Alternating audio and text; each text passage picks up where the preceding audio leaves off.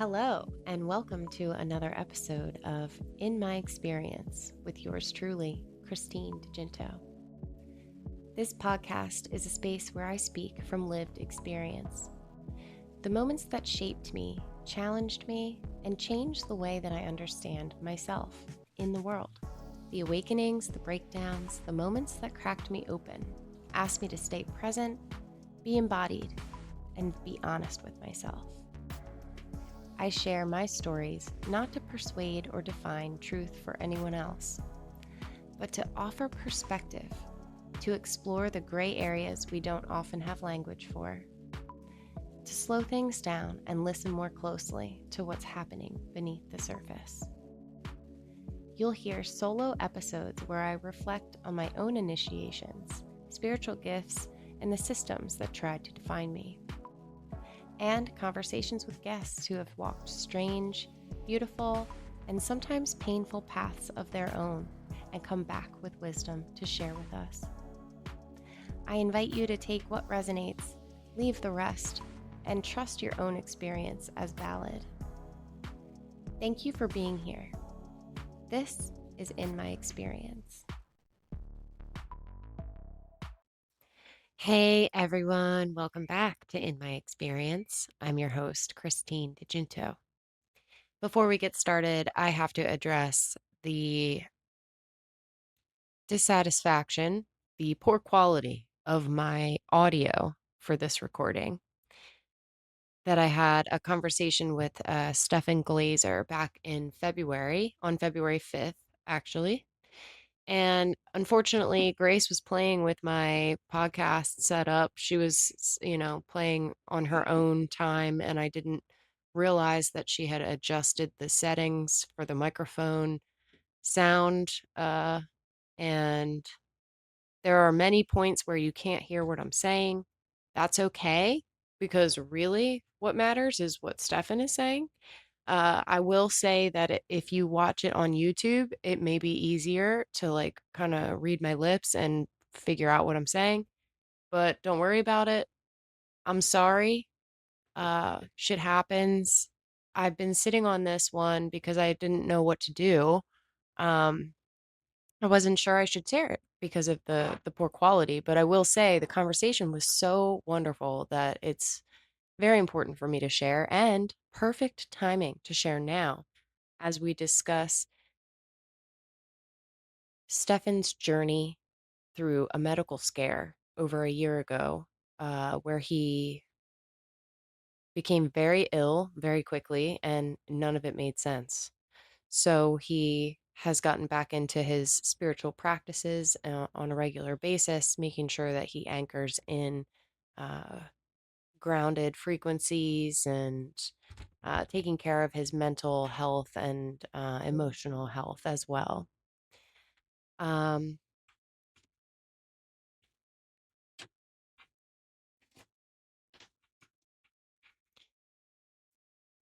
as I'm recording this, my son's cat, Mac, is in the veterinary ICU with congestive heart failure. They're working to stabilize his heart and release the fluids that have accumulated and get him out of failure. He may live weeks, months, maybe a year. He's quite young. He's only 3 years old, and apparently this is genetic for him as his heart walls are very thick. But I think that it's because last week he was separated from Kit Kat, Lynx, and Tigger. And I think that his heart is broken. Unfortunately, my son does not agree with me. In fact, he said he might punch me in the face if I kept talking like that. Anyway, so many things have changed since I last saw Stefan 3 years ago at a plant medicine retreat in Sedona with Chris King. We took this time to catch up about all of the things that have happened in those past 3 years. And next time we talk, we're going to cover topics along the lines of autism and ADHD, being neurodivergent. That's something that is Very important to Stefan's journey and sharing his discovery in the path of being neurodivergent, as well as having those gifts be connected with spiritual gifts. I find it fascinating. It's interesting because today's conversation naturally goes into the connection between our health, our emotional well being, our spiritual practices, and how disconnected we can become from ourselves. I'm not saying every illness has a spiritual cause or that medicine isn't important, because it absolutely is. But I do think that it's worth paying attention when life asks us to slow down and listen. Listening back to this episode actually made me smile because Stefan and I talked about following the little nudges, the intuitive breadcrumbs. And I realized that I have actually been doing exactly what I said I wanted to do. I went to Mount Shasta in April. It was incredible. And in just a few days, I'm going to be heading to Tennessee for a natural building workshop, which has been on my heart for years. After that, I'll be staying a few weeks at the Vedic Eco Village, which I've been following on Instagram for a long time. And I seriously cannot express how excited I am. One of the things that I'll be taking with me is hundreds of dollars worth of seeds, mostly food crops, and a ridiculous amount of loofah because exfoliation is important. Apparently, when I grow something, I don't know how to just grow a few. The seeds were originally meant for a huge homestead garden that I had planned to build for my own family. But through the years and in the divorce, everything shifted. I'm glad that I withheld those seeds, and I think it's very telling that I didn't feel safe enough to spread my seeds there. I wanted to withhold them, keep them safe, and have them actually be nurtured and grow into something fruitful that would benefit people. And I guess I knew that wouldn't happen there. That's okay, because I realized that the world is my family. I'm excited to share with anyone who will receive it. Family is the people that we are drawn to, the communities that we're invited into, the people who recognize us, appreciate what we bring, and genuinely want us there. As a 4/6 projector in human design, recognition and invitation have become really important lessons for me. I've spent so much of my life trying to prove myself or force things to happen. And lately, I've been practicing something different, just waiting for invitations that feel aligned. This workshop feels like one of those invitations. The Eco Village is one of those invitations. Donating the seeds feels symbolic too. Instead of holding on to them for a life that may or may not happen someday, I get to share them now. Maybe they'll become food for someone I've never met. Maybe they'll help someone learn and grow their own food. Maybe they'll just be a tiny contribution to something much bigger than me.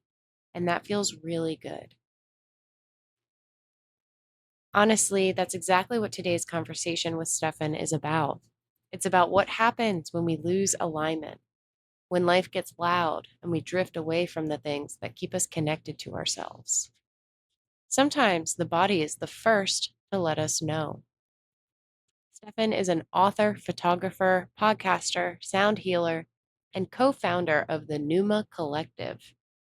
After experiencing a serious health crisis that didn't fit neatly into conventional explanations, he found his way back to meditation, presence, and the practices that had always grounded him.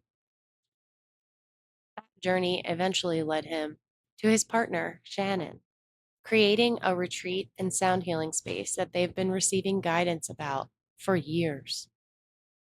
I loved this conversation, and listening back to it months later somehow means even more to me now than it did when we recorded it.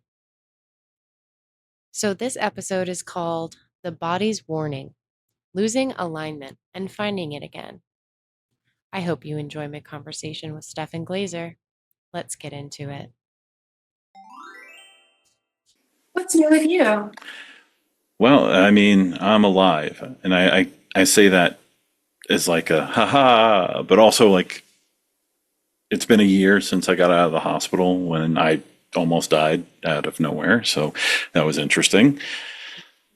But this past year has been like one of those years that has been like constantly going back and like remembering, go back to your roots, go back to your practices, because if you don't, you'll end up back in the hospital. Yeah, So I missed something because I don't. a lot of people missed it. What? How? What? Please tell me. So it had a lot of to do with not managing stress and dealing with the situation I'm dealing with here in New Mexico, and I let it get to me, and basically I started getting sick, but I wasn't like paying attention to my body at all. I wasn't even doing like daily check-ins. Like I would do a daily body scan, just like, okay, what's feeling weird? I would just ignore everything. And then one morning I woke up and I couldn't breathe anymore. Fully dissociated. So then, and one morning, what? I woke up and I just couldn't breathe anymore. It was really cool. And I had to go to the hospital. And they said, well, it's good that you came in because if you tried to go to sleep tonight, you would have died in your sleep. Hmm, like sleep apnea? No, that's the fun part. So stress is a killer. And through some weird virus that got in, started wreaking havoc on my pancreas. And then I went into diabetic ketoacidosis Mm-hmm. and had pancreatitis. And I'm not diabetic. Mm. And that was like the big question they were all asking me in the ER. They're like, how long have you been diabetic? Your blood sugar is like, when I went into the ER, it was like 430 or 420 something. And I was like, that sounds high. And they were like, yeah, it should be around 100. And I was like, oh, yeah. So it was strange.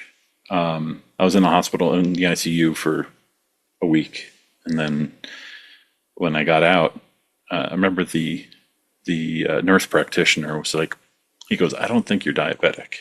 Like this, you recovered from this really Yeah. quick. Yeah. I was like, yeah, I'm not ready to die, and I'm not ready to jab myself with needles. Ketoacidosis, right? Yeah, diabetic ketoacidosis. So my pancreas was just done. It just stopped working, basically. And I know okay. I know that you really need your pancreas because when people have pancreatic cancer, yeah, they're up against a really, like, that's not a good thing. Now, I know it's a very vital organ, but I will admit, I don't know what the fuck it does. So, can you describe what? Yeah, I mean the pancreas is it regulates your body's insulin. So it'll like if your blood sugar's up, it will push insulin into your body to bring it down, bring it down, et cetera, et cetera. So what was happening is my pancreas just went, fuck it, I'm done. Mhm. And I was like, ah. But Yeah, interesting. What's coming to my mind, what I just heard, is something that I don't even know about, but was told about, called German New Medicine. The roots may be tied to Nazis, I'm not sure, but it was smart. Oh, fuck. So there's something about this if you want to ever look into it. Someone described this to me as something I might be interested in because I question the medical diagnosis. I mean, I understand it. I understand it. Thank you to everyone and anyone who is a doctor, a nurse, someone who has medical knowledge. We appreciate you. You are necessary. mhm. We love you. But what the fuck? Sometimes people are not. No, Yeah, no in the medical field, and we just have to stop and say, could that be spiritual? What does that mean? What is it tied to? Is there, so please continue. Please continue. what? Well, and that was my big thing while I was in the hospital. I mean, the first 2 nights were weird. I had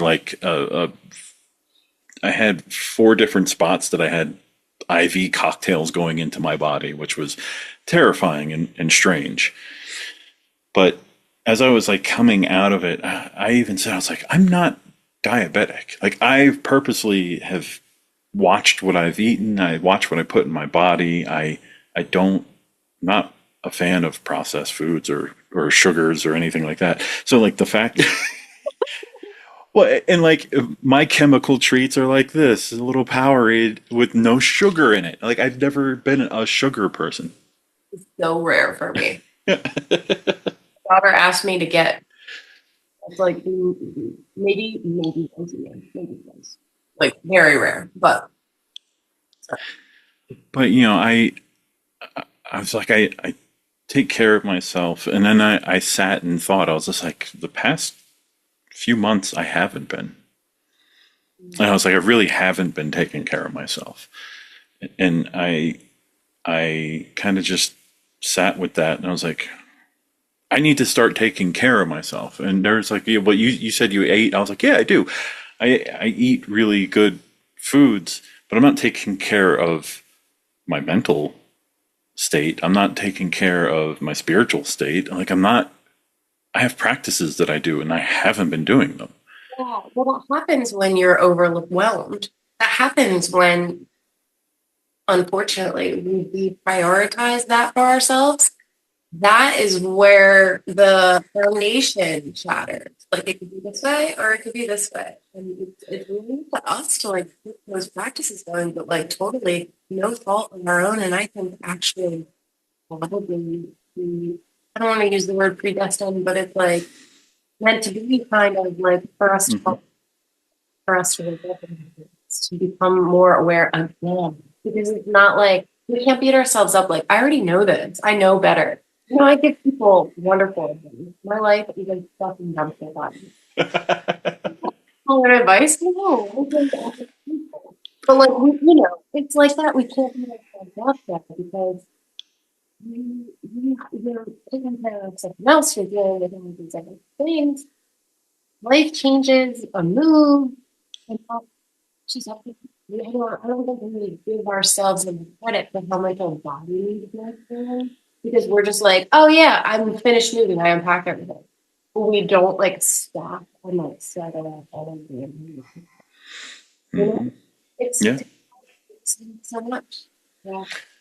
Yeah.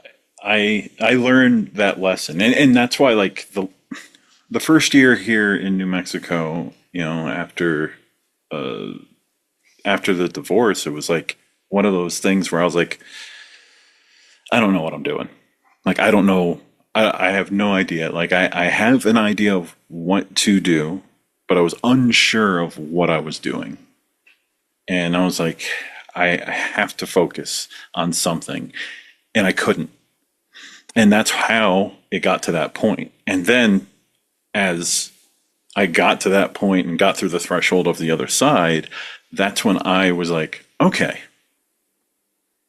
now I know what I'm supposed to be doing. Because when you have a week laying in a bed, you kind of have time to think about everything. That's what I mean. Like it got to that point, like on purpose to give you that space because you Mm, need the space to unravel all of that and to recognize it and process it. And it's many multiple layers, like you said, mental, spiritual, physical, like all of the aspects of it. Yeah.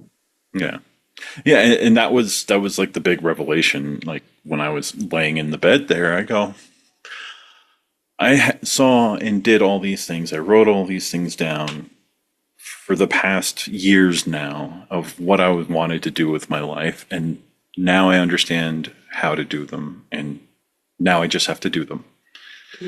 And that's basically what the last year of my life was, and that was figuring out how to have community without being too involved in community, which sounds horrible, but for my personality, I don't like large groups of people. So, I do a lot of meditation work where people are just like, oh, you go facilitate places? I'm like, no, but yes. I'll record for facilitators and give them a produced meditation now, so I can pass on that energy. And I'm like, well, what else can I do? And I work with my partner Shannon.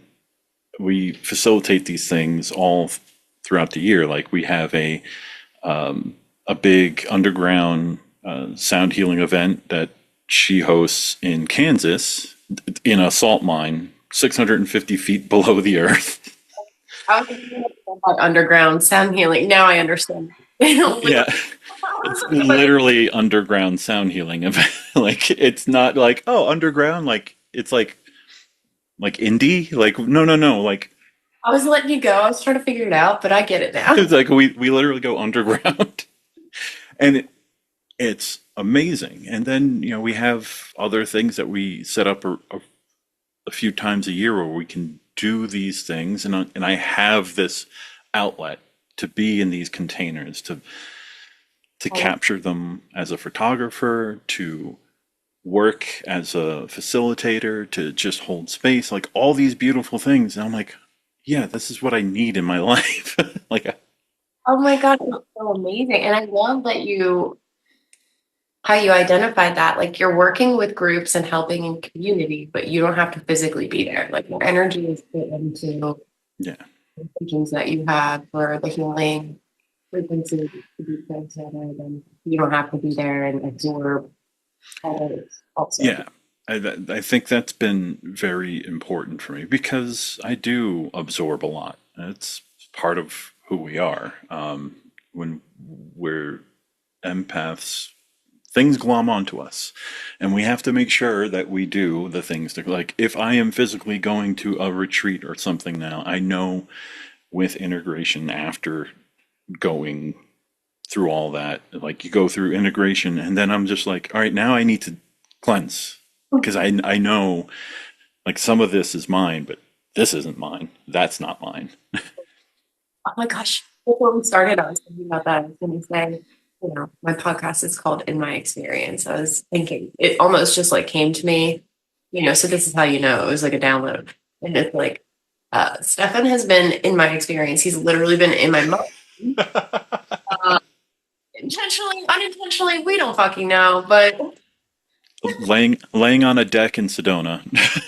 and then I was thinking, my mind would not shut the fuck up. And I was trying my best just to relax with it and like let it go. But the things were alarming me because it's like, but you know what I realized just like before we started this, that most of that wasn't even mine. Mm-hmm. And that in a deflective way, it's in a non-accountability way. I don't mean that at all because I totally recognize that fucked up shit comes from me, like 100%. I'm not saying, that's from other people. It literally was not mine. So I was just like, why will this not stop? Like, because I was not putting up the boundary for it to stop. Like, I didn't know how to do that yet. And I just looked at him and I was like, can you hear this? And, like, why? And you were like, yeah. I was like, and Lindsay's like wafting. She's like wafting the energy. Like I feel like we were processing. The three of us were processing stuff for people inside 100%. And I was so confused. I'm like, why won't it stop in my head? I'm just picking up all the mental data. I'm just a channel, like So I get it now, but back then I was like, I thought it was me. And I'm like, I think that was the strange thing too about that whole time is I was talking to Shannon about this and I was like, oh yeah, the last time I actually was physically with Christine was, I was like, Sedona. I was like, that's almost 3 years ago now. And I was like, that doesn't seem right. I was like, that. So much has happened. So many timeline jumps. Mm-hmm. Those are timeline jumps. And So many. Yeah. It's like, feels like a different life, right? It's, yeah. Different. And so is mine from when we saw each other last. Yeah, completely. I mean, that time in Sedona was before I even finished writing my book. that was, Nina and I were still together, and it was a pivot. That was like a turning point in everything. Yeah. That moment, because that was the moment that I was like, that I felt I was home, being in Mhm. Sedona, and I've never felt that before. Yeah. So, the idea of even, because it was, Nina even said it, when we separated, she's just like, well, you've always wanted to go to the Southwest. Sedona calls to you. So go help your uncle. Yeah. I was like, yeah, he's in New Mexico. I like it out here. It's, high elevation, big mountains, wide open spaces. Mhm. But I'm only 5 hours from Sedona. So Mhm. I've gone to Sedona many times since I've been here because it's only a 5 hour drive. Yeah. And every time it's like I reconnect to that feeling of like, yeah, this is still that feeling of home, but now I'm closer to home and it feels very different. And it's hard to explain, but it's like when you find a place, you go, oh yeah, this place really calls to me. Yes. Yeah, I've been thinking that I might be in the wrong place.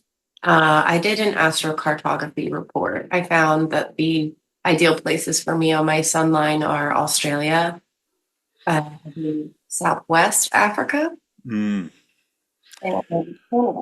Australia makes sense for you. I think so. I would love Australia. It's basically like this, but opposite, right? It's just opposite. It's a day ahead. The seasons are opposite. Yeah, they're in the middle of summer right now. I have cousins that live in Australia, in Melbourne, and there's like, oh, you got to come visit. I was like, eventually I will. Just right now, probably not. I don't know. I've not called to. My son has a girlfriend, and they've been dating for a year now. I feel like 2 years. And her family is from New Zealand, and they have a lot of family in Australia. And I was like, we could definitely like, well, with the cob houses, like the cob that I was trying to learn, I plan to do that in multiple places. I plan to move around and build many of them. Like that's what it's like for contribution to the world and myself and how to live and help. Well, I didn't want to interrupt you, but I mean the earthen houses up in Taos. Have you've looked into? They have classes that you can do, and they even have an online course with the builders that you can get certified in making the earthen ships. Um, So yeah, that's the that's one I want to go in. And it's crazy because actually, I just am remembering about 3 years ago, I was working, I just started my own business, but I was doing landscape business consulting because I ran a landscaping business. So when I stopped doing that, what am I going to do? Consult on running software and business aspects and all kinds of stuff. So I did that and I started working with a landscaping company. And I wanted to move to the West Coast. I wanted to move to Oregon, but I was going through a difficult time separating from my husband and have kids. So it was hard for me. I wouldn't really be able to leave. I felt like I couldn't leave. So I never left. So part of the agreement for me to like stay here was this job offer that I got to do consulting, business consulting work for this landscaping. And I chose to do it in exchange for like $10,000 of materials and time to build a fence and help me build this garden as a homestead at my home property. So I thought like, my dream happened. Well, not in the wrong spot with the wrong people. Your dreams are never going to happen, honey. So that's what the fuck I learned. But anyway, the cutest dream ever. But if you're surrounded by demons, they will not help you. That's but anyway, while I was working with this company, I got an offer from someone who builds tree houses, and he was building earth ships. We didn't call it that. I guess that's trademarked, but it's like yeah. it's houses and stuff. And he needed an administrative person to help him with the business for that building construction aspect. And I was like, wow, that's really cool, but I have a job and I already committed to this. And, like I'm already, like, I can't back down because then I'm working on my dream. And then that motherfucker just didn't fulfill his end of the deal. So that's what it is. It was an introduction into, it was an opportunity to step into what I think is my life path. Yeah. Yeah, and that, I mean, I've always gotten that from you, like for as long as I've known you now. It's like the natural creator. It's like you're there to make it naturally. You're not there to destroy the earth around it and then build a manufactured thing that's fake in the middle of all the nature. You all would just, even if it came down to it, you'd be like, I have a mud hole that I can live in, and there's wildflowers everywhere. Like I could see you doing that because that's the natural path. Yeah, thank you. That's such a nice compliment. Thank you. I really appreciate that. And I was wondering why you said you could see me in Australia. I think I was gonna say that I like wouldn't be afraid of the snakes and stuff. Yeah, But yeah, bugs, snakes, everything there that doesn't bother you, even if they might be dangerous. It's like, no, it's not going to bother Christine. every retreat so far, I've had an interaction with an animal. At the most recent retreat, I saved a mouse. And then I held him in my hands and dried him off with the cuffs of my sweatshirt for like an hour by the fire. And I fed him a raspberry inside of that. Then I named him after like my ultimate animal and I let him go. Yeah, it was wild. I mean, that was my introduction to you. Was like the real introduction to you was that first morning, and it was just after dawn. We're all by the pool, and you just had a little snake. I was like, okay, this makes sense. Well, big snake, I just couldn't refuse. Well, because it was early before the sun came up. I always do. I'm always outside. I just like I live outside. I don't even sometimes buy like a package with a room because I'm Yeah, because you slept under the bush that night. wow. I love that I could be so free and felt so like nurtured that I could like literally do what I wanted to and be like nobody thinks it's weird. I love it so much. Yeah, it's and that is, I think that's always been like the most important part. Obviously, every like sacred space that I've been in, if you don't have that, then you're not in the sacred space that you could you could do that. So it's like it was like almost it was how I've given you the nickname the wild card because you would just pop out of nowhere and you'd be like, "Hey, how's it going?" And you're just like, "Where did you come from?" You're like, "I was over in the woods there," and you're just like, "I didn't even know that was part of the property." I don't know. Oh my gosh, that's so funny. I started cutting the grass on someone's property that was not a customer. And and they were like, "What are you doing?" I'm cutting the grass. I'm like, "Oh, I'm so sorry. Am I not supposed to?" No. But just imagine, like, he was nice to me. But like if it was some guy, he probably would have been like, so I feel very lucky sometimes. I feel fortunate to be able to pull that wild card. Like, oh, I'm just a girl. No. Whoops. Yeah, that was even in Sedona. That was like, oh, when's Christine getting here? We're like, no idea. And then you like popped out from like, literally, it felt like you popped out from behind the bushes because you got a ride with somebody. And I was like, how did you get here? Because you weren't supposed to be here for like 2 or 3 more hours. And like, I don't even remember like how it happened. Yeah. Well, you know what is so funny? The last retreat that I was on, my connecting flight, I missed because the first flight was delayed, and then they got me on another flight. But I had to drive, I had to get an Uber, whatever. It doesn't even matter.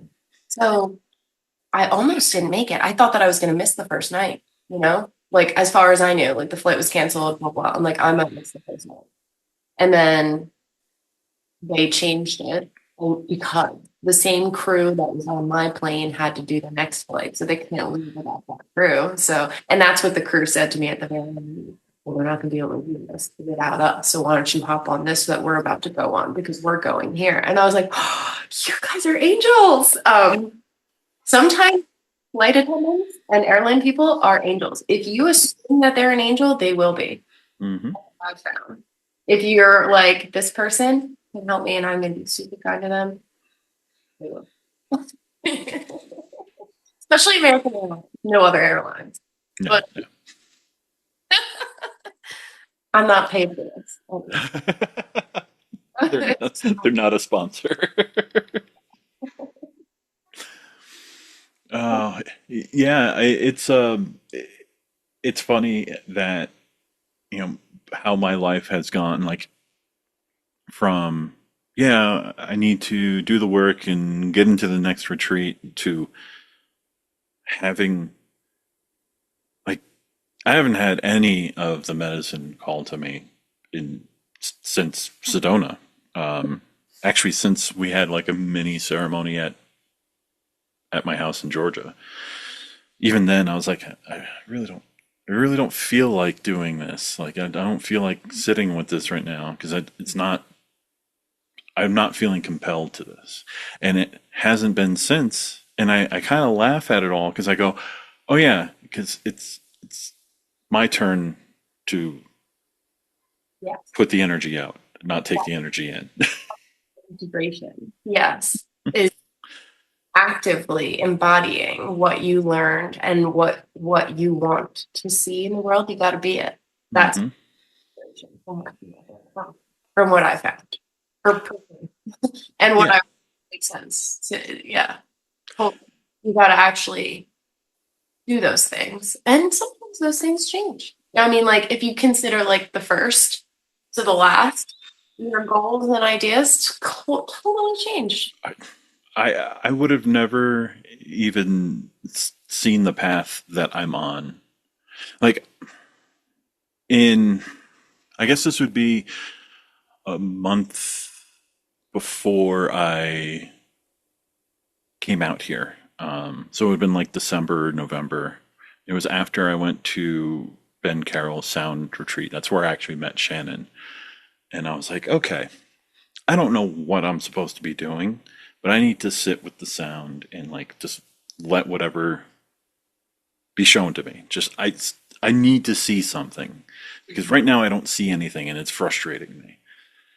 And that whole weekend was just like me kind of just letting go of like whatever I was feeling, just like, all right, what is being shown to me? And that's how like everything started, like little bit by bit. Like, there's a campfire. I'm like, okay, cool, campfire. The fuck's that supposed to mean? And then it was like, here's this robed figure, and you at a campfire. I'm like, all right. And then as time went on, I had a few more things, and then I had like a Kundalini session, and then I saw it. It was this thing in the desert. I was like, what does that mean? Ooh, yes. And I was like, okay, so it's in the desert, and I see these shapes of these like houses. And I was like, I don't know what this is. But every time I would write it down and like sketch out what I saw, and I was like, and every time it kept getting clearer, and I was like, I don't understand. And then Nina and I decided to separate, and I was like, well, this doesn't make any sense at all. I thought like this whole thing, we're working towards doing this thing. She's this beautiful energy worker, and I'm finding my way doing what I'm doing. And I was like, what am I doing? And that's what I didn't understand. Mhm. And when it all came back to meditation for me is when I had that realization. I was like, this is not just like my daily practice. I'm like, I'm writing out meditations. Like, what am I doing? Like, I have looked at journals. I was like focusing on like energy and focusing on specific things, and like these are meditations. I was like, oh, maybe this is it. And it got to the point that when I finally came out here, I was like, something out here feels right. And then that's when basically Nina and I decided, I was like, well, I think I'm just going to move out here. It's going to make sense. So when I came back, I had one more Kundalini session because I remember Nina was doing something to either do a certification for facilitating or, In that class. yeah. And so, and this is why when I tell people this, they're like, but didn't you guys separate? I was like, yeah, but it's not a bad thing. Our contract was over. Like that, we got to where we needed to be, and if we needed to grow and be more, we couldn't do it together. And we saw that. So it's like it's super important, but also like yeah, like I'm going to help a friend out. Yeah, that's so. I wish, and I know I said this to you before. I was thinking about this before we recorded too. I always get the little snippets, like when I'm brushing my teeth or whatever, especially in the shower. But I remember saying to you and Josh, because I was trying to compliment you both and thank you for being like holding the masculine and being in right relationship with your partner and exploring and just being open to this experience and like just things like that along those lines because of my experience. I would have wanted to do the same with my partner, but he was not willing to be open in that way. So it's sad for me, but also awakening because then it's like, well, in order to grow, this is the direction that I feel is important to me. If he's not willing to go in that direction with me, he's not willing to be open. Like, obviously, I'm not going to be like held in this relationship. Like, it was pretty clear indicator for me that I needed to leave that relationship. Yeah. But I was just showing appreciation for you as men, like being there with your partners and also as individuals. And I was like, I hope someday I can have what you guys have. And then I thought about it, and in a recent retreat as well, people were really complimenting a couple that was there. But I get this little whisper in the back of my head, like, how dare you like put that pressure on them and put them up on a pedestal so that they think they feel like they have to like act like everything's all fine because it would be disruptive for you. You know what I mean? Like, Mm-hmm. we're like, oh, you guys are the best couple, like that. And you're like, but you have no idea. They're not. Like, so that's what I'm trying to get at is I could hear those like quiet screams of don't fucking do that to them. You know what I mean? Because then they're going to be like, now I feel like I can't share how I really feel because it's going to hurt their feelings because that's not, they want to see us as this great couple. You know what I mean? Oh, Yeah. Well, that was always like the pressure, even beyond spiritual community. All of our mutual friends are like, "You guys are goals, like a goal relationship." I was like, don't do that. mhm, Don't mhm, say those things." mhm. Because then when everyone saw that we were separating, they were like, wait, no. If your goals and you're separating, I was like, yeah, that's you don't put the expectations on something like that because when the two people see that they're already going like this, the fact that they can actually talk about it, and we did. That was one of the hardest conversations. And then like the next day, we went to Ben and Janine's Christmas party, and like everyone there, of course, Christopher was there, and he already knew. He's like of course, he already knew, but he was like, it's. He's like, this is why it's hard having me as a friend because I want to say things and I can't. I was like, no, it's okay. Yeah. It's okay. Yeah. But it like I said, in the going back to where I said before that last Kundalini session, like tipped the scales, and I saw everything clearly. I saw the layout of the land. I saw that there was the fire, and I saw like who the hooded person, like the rogue person was, and I saw all of like our friends and like people in the spiritual community eventually coming to us to either hold their own ceremonies and retreats or to partake in ours. And it was like so vivid. And I was like, okay, now I know why the Southwest has been calling. And that is most importantly why like I was like, I know I have to be there. I'm gonna be there and I'll figure it out as I go. Even look back into my charts and I was like, oh, I do my most important work between Prescott, Arizona and just beyond the mountains outside my door.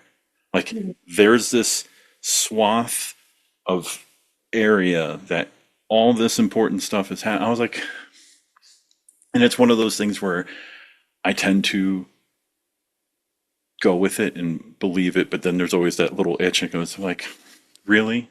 Like, Are there lines there? Like, yeah, have you looked at the yeah. line in that frame of mind that you're intentionally working with the energy grid of our physical weakness? I don't know how else to put it. Yeah. But yeah, and that was like the when I had that little because something that always comes up with me is that little thing of negativity will come up and be like, "Hey, what do you?" What? And then I go, first of all, shut up, stop the negative. Like I don't need to hear it. Thankfully, no one sees me having these conversations with myself. But I was able to sit with that and go, no, ever since coming here, even regarding what happened with my health last year, everything has been a step towards what I have seen, including meeting people, like connecting with Shannon and building something with her that has started to grow. And now through her and through like just mutual friends, we've found this small community in Sedona that's now kind of feeding us into everything there. And I was like, eventually, that's where I see everything. Sedona's always been there. Ever since I grabbed the ground and started crying when we were in Sedona in 2023, I was like, yeah, I know that's going to be where I end up. But I was like, I had to like stop with the how and the when and the like the what do I have to do? Just follow the intuitive path that I was on. And I think that was the biggest thing for me. It's like, oh, I can look back now and see the milestones and the steps and the big leaps in what I'm doing. And I was like, oh, it's happening. Like it's actually happening. Like it's not something I was like, oh yeah, I saw it and I wrote it down. Like, no, it's actually happening now. It's like we're doing these things. We're meeting these people. We're traveling all over the Southwest, and we're going to be in the Pacific Northwest at the end of August, holding a retreat there. That one's going to be really fun because that's where Shannon's from. So like she is excited because it's like the forest, the Cispus forest is where she grew up basically. So we're going to do a week long retreat there, and that's going to be fun because. So the group that I was working with for the Cobb workshop in Puerto Rico that I was not able to attend, I asked them if I could have the tuition that I already paid as a credit to the next workshop because I do want to participate. And they said that the next one would be in 2026 in Oregon. I don't know when, I don't know where, but Oregon. And I'm like, okay, I have a friend in Oregon who has a homestead. It's been difficult for him. He's alone and that's really hard. So, but I'm down. I'll be I don't know when, but I'm feeling like the next retreat that I go on will probably be an individual retreat, which I've never had before. And I was Shasta for it. So It's probably what I'll do next, maybe this year, maybe next year. I don't know. I, Shasta has been something that I'm not going to say it's eluded me, but like it calls to me and then doesn't. It's just like, hey, and then it's gone. And I'm like, oh, okay, I understand. And you're saying it's very important, but then like I get flooded in with all the other places Yeah. much louder. And Yeah. it's much louder. So like I know it keeps coming up. And obviously since Christopher moved there, it's like it's now louder, but it's not the loudest. It's Yeah. like it doesn't have my full attention, but it's just like it's running in the background constantly. Like you have to go. It's like you have to experience it because there is obviously there's that feeling there's that feeling and period like that feeling of such an important space and time to be in there, and it doesn't matter when you go because obviously time's not real, Mhm. as we all know. But when you go, it's like that time that you're there is important, and I don't know why it's just running in the background while everything else is done. I have a feeling that when it gets to the point where the thing happens, where I get the land and do whatever to build out the thing, that's when Shasta is going to come to the forefront. And I don't know. I don't know when that is. Yeah. We can't jump ahead. We can't wonder if or why or what. Just like I think you're right on cue, Yeah. following the bits that you get and faster than you think. Yeah. I mean, keep- Well, and that's been my because you'll be wrong. You just yes. That's been my mantra since moving here. It's like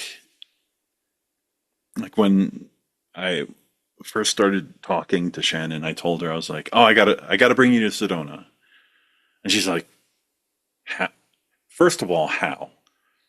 How is that going to even like?" She's like, "I'm in Oklahoma City. You're in New Mexico. We don't know anything in Sedona." I was like, "Well, I know Sedona is my soul's home," and she was like, "Okay, that's a start." I was like, "We'll figure it out." And then she had a retreat with Ben in Maine, so complete opposite end of from Sedona. And she met somebody at Ben's retreat that was really cool. Did some work with her, and she has this beautiful place in Maine. And then she goes, "Man, I got to bring you out to Sedona." And she's like, "What?" She goes, "Oh yeah, yeah. I have a house in Sedona and in Maine, so I go to Sedona for the winters. Switch back and forth." She's like, "You want to come out in November for like the 11/11 portal?" And I was like, "Well, that's funny because Shannon and I met on 11/11, even though we didn't know any of this would be happening in the future." So I was like, we were at Ben's retreat for 11/11. She meets Emily at this retreat, and she just invites Shannon and myself because she's like, "I want to bring." She's like, "I need to get photos done," and she goes, "I know a photographer." Crazy. So Crazy. we just, How it works. yeah, a year a year after, it's like all of a sudden I'm in Sedona. I said, "This is the mantra I will always have with anything that you think. It's going to happen, and it's going to happen sooner than you think."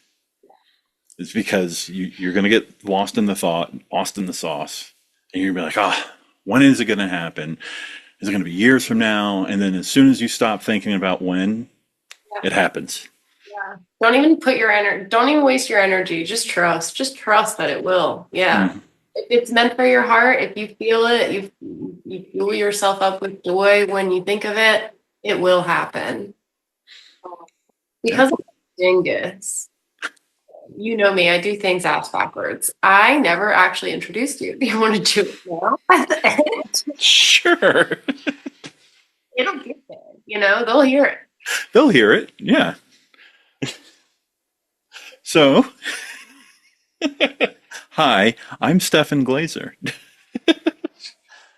I guess like my proper introduction is I always tell people I'm an aligned photographer because I invited into sacred spaces to capture them, which is a lot harder than you think because when I'm there, I'm not there.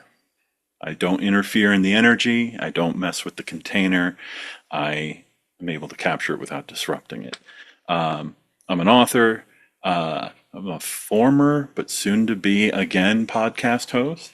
Um, yeah, I've started the the Pneuma Collective here in New Mexico, but it's actually kind of as big as I want it to be, or as small as I want it to be. I started it with Shannon as a place to kind of have what we do in one spot. So her sound healing stuff, the music we make, and my meditations, all that in one area, but also for other practitioners to kind of join and be able to find other practitioners. So the small scale is a place to gather practitioners to help each other. The large scale is to, oh, I'm traveling to this area. What I'm looking for this practitioner.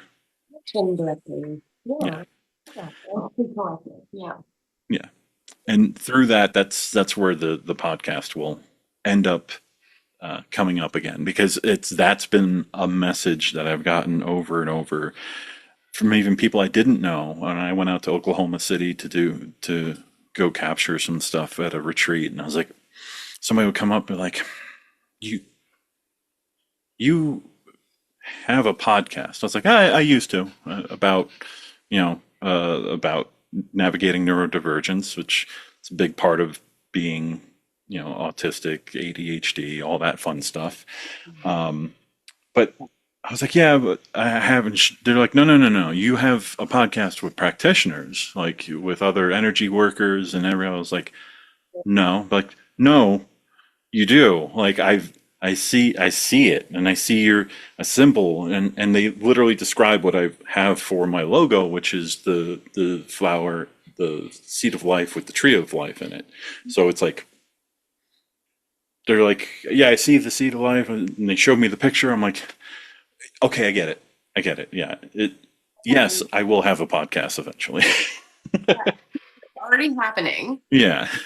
We just have to catch up to that. It already is like currently happening. Exactly. Precisely.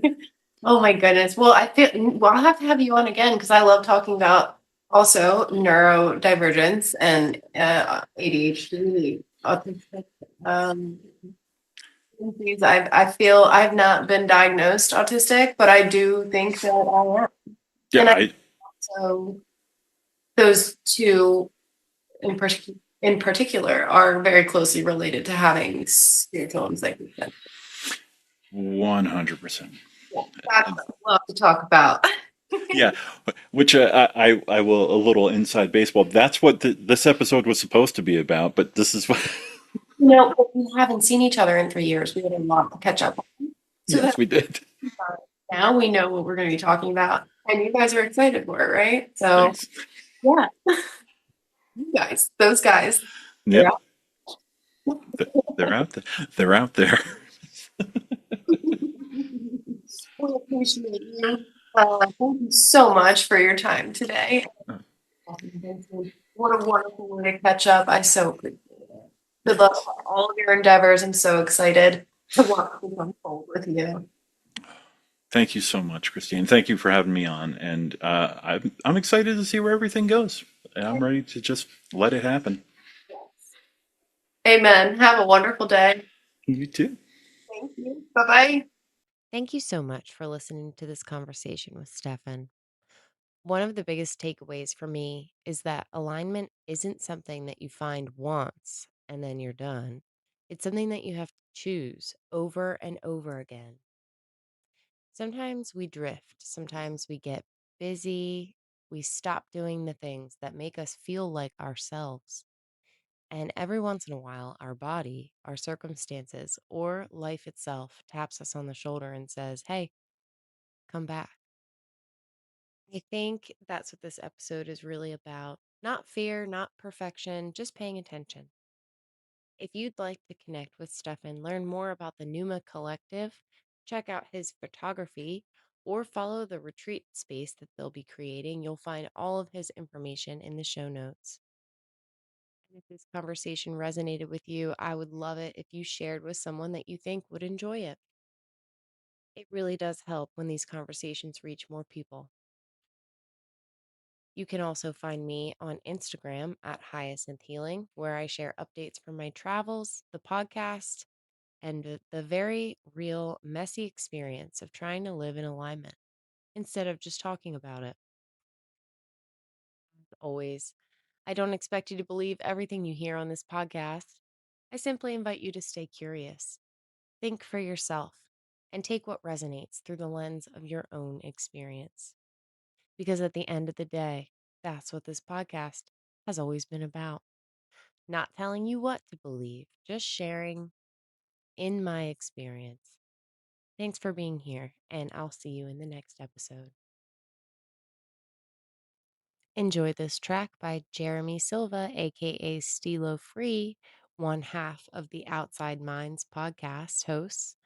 This song is called Lights and Shadows.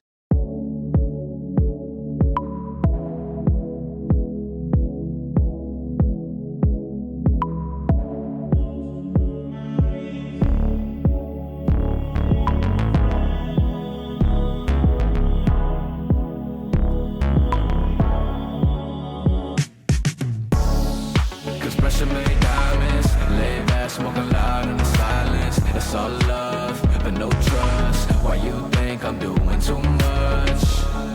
Cause pressure made diamonds, lay back, smoking loud in the silence. I roll up and go up. Why you tripping, give me no love? Nowadays you don't gotta mind me. In the end I hope you really find peace. I had to set my mind free. I had to let my soul breathe. Moon sign Pisces, heart broke psyche. Angels all around me, but demons wanna fight me. Feel like I had to fight myself. No, I had to look inside myself. With a predisposition to addiction. Through the negatives, I'm still focused on the vision. It's sorta like that first scene you see in Pulp Fiction. I see the end, but it's really only the beginning. I had to find a way to be grateful for them locked doors that you made close. When doves cry, it's so painful, but the purple rain is so graceful. Cause pressure made diamonds, lay back, smoking loud in the silence. It's all love, but no trust. Why you think I'm doing too much? Cause pressure made diamonds, lay back, smoking loud in the silence. I roll up and go up. Why you tripping, give me no love? I'm fighting battles, lost between the lights and the shadows. Trying to shoot me down, I'm dodging all the ammo. Left me hanging, I escaped from the gallows. Swim through the ether, blowing on a reefer. Running like Rev when he rapped about Adidas. It's like my flow is heaven sent. My energy could shift the cards in your tarot deck. Life ain't always what it seemed. An alternate reality, I'm living in a dream. I got the Stussy on the T with the 501 jeans. Ray-Ban Lokes with the Air Max 3s. Mandela effect, got me living my best. I gotta jump timelines when I'm living in stress. And a spliff in my chest, it got me lifting and blessed. Peace, you know the rest.